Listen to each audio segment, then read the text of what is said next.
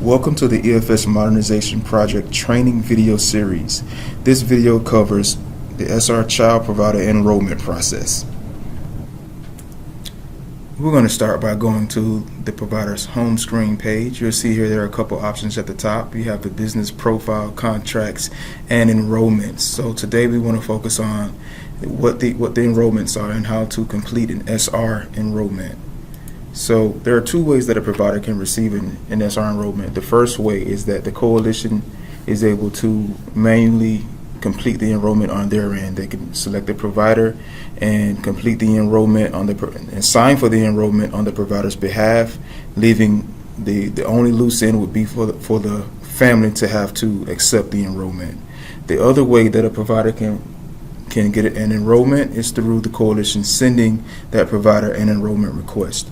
So we're going to look at that now. We're going to see what happens when the coalition sends an enrollment request to a provider to see if that provider is able to accept or reject that enrollment.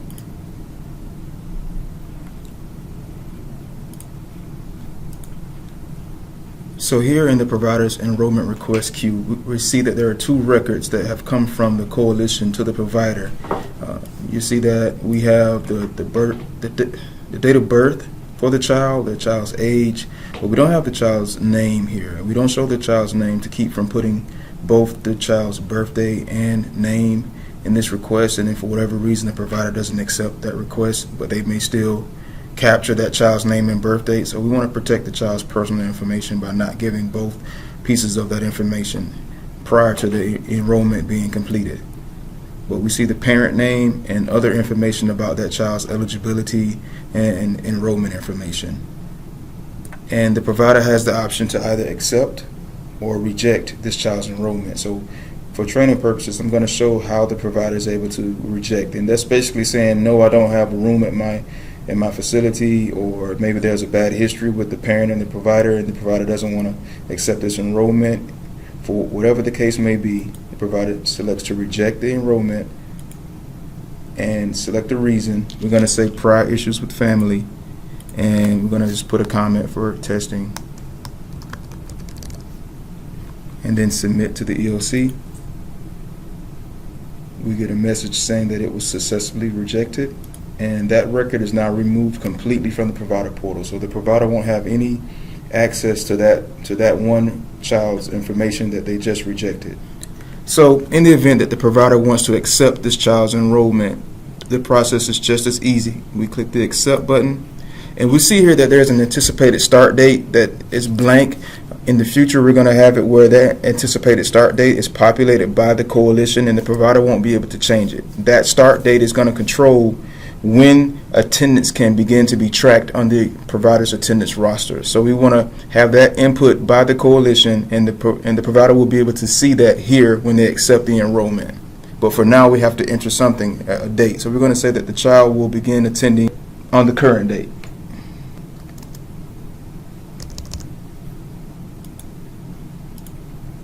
And we submit to EOC, and the enrollment is complete. Once all of the enrollments are accepted or rejected, the queue will be empty, and in order for the provider to see their active enrollments, they will now need to go to their SR enrollments queue. And this queue will display all of the children that have been accepted by the provider. Also, you'll see now that the child name is displayed along with the birthday here, and the information that was in the request is also displayed.